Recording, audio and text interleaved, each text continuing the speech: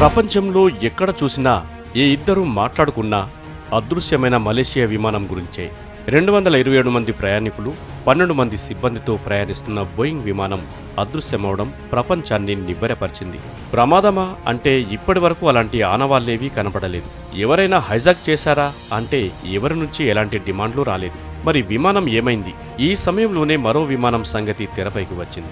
Malaysia Boeing flight కంటే ముందు జాడ తెలియకుండా పోయిన విమానాల ఘటనలో ఇప్పటిదాకా తేలనిది ఆ విమానం కథ. అదొక వ్యధ.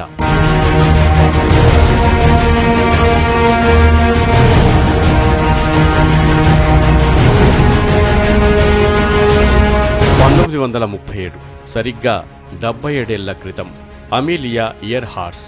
ఈమె తొలితరం మహిళా పైలట్గానే కాకుండా రచయితగా, సామాజిక ఉద్యమకారిణిగా, మహిళలకు సమాన హక్కుల కోసం పోరాడిన సంస్కర్తగా అమెరికన్ చరిత్రలో నిలిచిపోయింది. ఆ రోజుల్లో ఆమెకున్న క్రేజ్ నాటి పాపులర్ సినిమా స్టార్స్ కంటే ఎక్కువ. 77 ఏళ్ల క్రితం అమీలియా విమానం నడుపుతూ మాయమైపోయింది. ఆమె దొరకలేదు. ఆమె నడిపిన విమానమూ దొరకలేదు.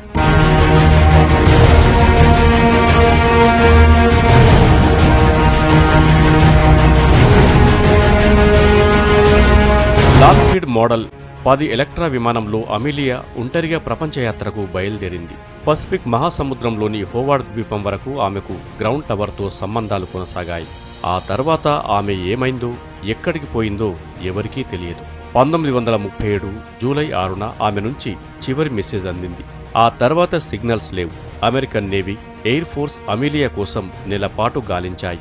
ఆ రోజుల్లోనే అమీలియా గాలింపు కోసం $3 మిలియన్ ఖర్చు చేశారు. ఫలితం లేకపోవడంతో గాలింపు నిలిపేశారు. 2009లో అమీలియా ఇన్సిడెంట్తో హాలీవుడ్లో సినిమా కూడా వచ్చింది. I'm a flyer pursuing my passion for the fun of it. You receive transmission.